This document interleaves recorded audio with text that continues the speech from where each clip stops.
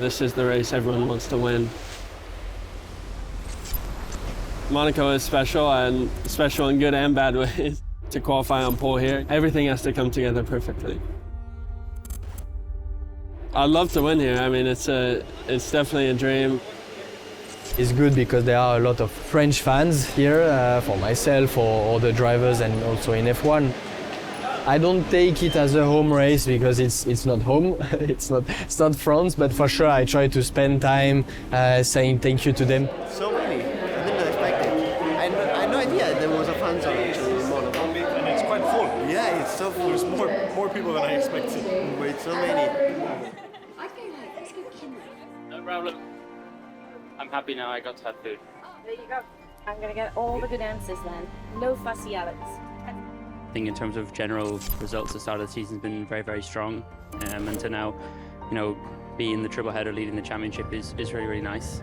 Monaco is always one of the more difficult weekends, especially for qualifying. It's kind of really all down to that one lap. And if you qualify at the front, your weekend's bound to be pretty good because of how difficult it is to overtake. But if you don't manage to maximise that lap in quali, then you're going to be in for a long weekend. Monaco's always been special for me. It was my best qualifying my first year of Formula 3. This year I won it. Formula 2 is the opportunity for me to make a statement in Monaco, and being where we are, I'd love to do that. For sure it has an historic behind it, but definitely the track itself also is really enjoyable when you are at the limit in qualifying, and actually also in races, because it can be quite tricky with strategy, trying to manage every situation, but definitely it's going to be really nice in FP to be back in Monaco after 1 year. You just need to do everything right on a push lap, and it's just so nice. We are now onto the streets of Monaco, and this is the one that they all want to win. The biggest challenge we are going to have this season for the drivers. It's been a long journey, and I've learned so much in these past couple of years, and I feel kind of old, not gonna lie, but I'm still younger than, I'd say, more than half the grid. I decided to come back for a second or a third season, or a second season with Dams, is because, I really liked the team, and I felt already last year we could have been fighting for the championship at the end of the year if we had just fixed a few small things that had gone wrong throughout the season that made us a bit inconsistent. So, I felt like I could use another year learning on top of that, and, of course, 2026 being a good time for the driver market. It was a good time to me keep racing in F2, and it was the best decision for me to, stay in the paddock. Let's go on board with Jak Crawford, who is gaining momentum in this championship. That a really quick part of the track. It'd be great to see Victor Martins deliver what he's capable of. Another driver with considerable experience of this racetrack, third season in Formula 2 for Martins. He must be thinking, what do I have to do to convert what I did in a Formula 3 car? Champion, of course, of 2022. Every time going out on track is just a massive pleasure in the car, getting on the limits, getting the chance again to drive in F2 like I was enjoying in my first season. Definitely going into the third season, we know what we were doing wrong last year, especially on the setup side, what I should work on also during the winter on my side to just be always there and approach the weekend on the right way. And I think this year is just like, sometimes I think unlucky, but sometimes we miss one thing on the weekend which costs everything. I just need to focus on what to do in the car, and when I have no doubt, normally the performance is there always. All these boats, which one would you have? The big one? No, not the big one. This one's quite nice right here. It's big, but it's not that big. I mean, for the Monaco weekend, I don't think any of the small boats are allowed in the harbour. So. Do you not fancy yourself on one of these boats then? I mean, that's like not even fair. If you win, you might get invited. I think Lawrence Shaw's a boat somewhere. I need to find it and see if I can go partying there. Every time I've been in an F1 race with Aston, I've always had chats with Fernando in an elevator. It's quite strange, where we're just staying in the same hotel and having to run into each other in the elevator. I mean, how many years he's been in F1? I mean, he was world champion the year I was born. So, I mean, that's pretty mad to think about. He's a really fun guy to work with. Just super relaxed, but at the same time, he does the job. So that's the most important thing. Like when you're coaching someone, you just want them to be committed. Some people think that coaching is like motivating, but I think at this level, you should be already motivated. I enjoy life. I enjoy what I do. I take my racing very seriously, but I also, like to have fun outside the car.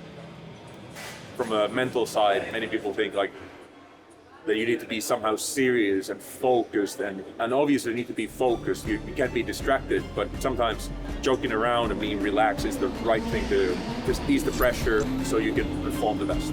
Victor Martins heading through the tunnel now. A missed opportunity for him at the last round. Stalled on the grid from third. He'll want redemption here, and what redemption it would be if he could go and get on pole position. What about Victor Martins? It's good enough for P1 and 1.4 seconds clear of the rest of the field. And it's over now to the other group to try and challenge it. Dunne tries to go up the inside. Well, we'll see what the stewards think of that one.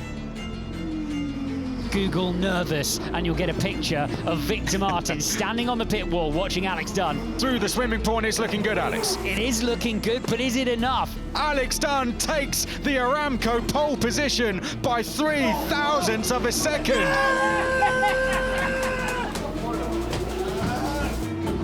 Come on, tell me we got it, please. Currently by 3,000. Yes! Let's go. What a lap, mate. When they told me, I was very, very happy. I felt like the lap was good enough to be pole, but I was just hoping. I knew it was going to be very, very close, but no, very happy. Myself, I feel like I'm performing at a really good level right now. I think up until this point, qualifying has probably been one of our weaker points of the weekend, and I've struggled slightly with putting the lap together, but I'm glad that I saved that for Monaco. We're waiting to hear from the FIA stewards about Dunne, so... Yeah, I think I'm not really focused on that. I will. It's not in my control. For sure, it will change a bit of things for me. In terms of position, I will either stay there or move forward. But definitely, I will wait for it and see how it goes. Okay, well, if he doesn't get a penalty, I don't understand anything. No, for sure. I mean, normally you cannot put someone in the wall and not take anything. It doesn't really change anything, but I know tonight some drivers will be quite upset. Today we flip the script, we flip the top 10. It is sprint race Saturday. And it is Maini who is going to be starting on pole position as a result of qualifying in 10th. And we are go for the sprint race here in Monaco for Formula 2. A very slow start there for Luke Browning, and he's going to get swallowed up by the lead pack, so it's going to be an Alpine Academy 1-2. Look how close it is. Our front between Maini and Mini. Easy to pick out the two pink Alpine Academy livery cars. Kush Maini, now he's going to return to the top step of the podium to give Dams Lucas Oil their third Monaco win and himself his first of 2025. Let's go, mate. Very good job. Very good job. My season starts today, so it's a very long way to go, but keep believing. Well done to Kush Maini. Some performance held off all the pressure of fellow Alpine Academy driver Gabriele Mini to take it to the line. And the winner, his first win this year, Kush Maini. It's a big step for us. Obviously racing isn't huge in India, but hopefully this helps go in the right direction for any kid who believes and wants to become a Formula 1 racer, has a chance to from our country.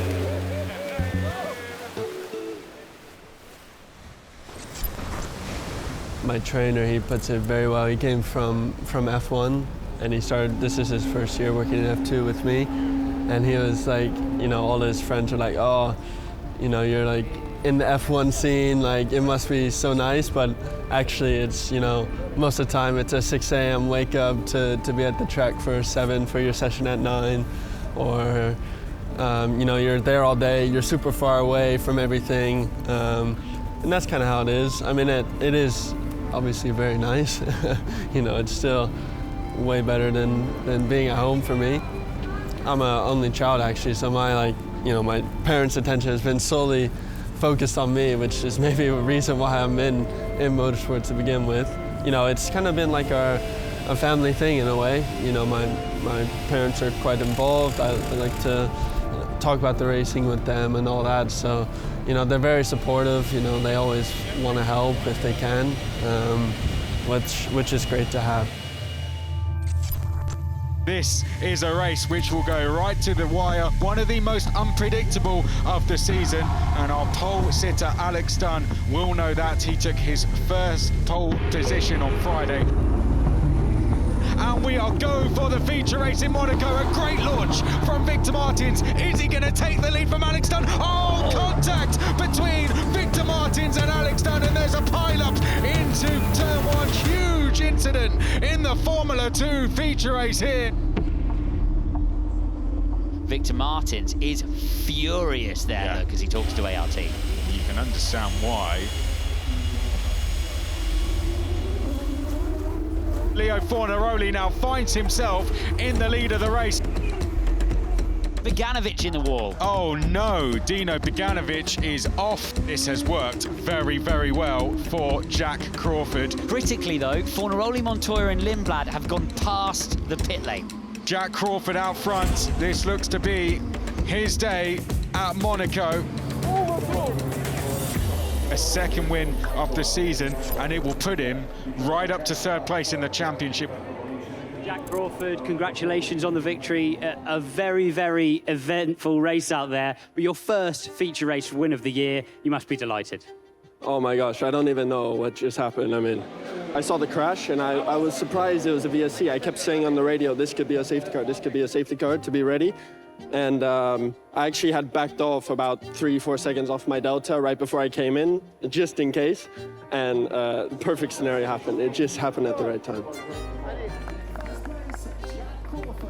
Both my parents here. I mean, I haven't seen my mom in 6 months. I saw my dad for the first time last week in 6 months. So have them around, it's just, you know, awesome moment to give them a hug after the race. So yeah, what a feeling. I've been so unlucky all year to get this luck. It feels like I'm ready. So, yeah, it's good. Are you jumping in or not? Leo, you're coming? 3, 2, 1, go! Oh! No!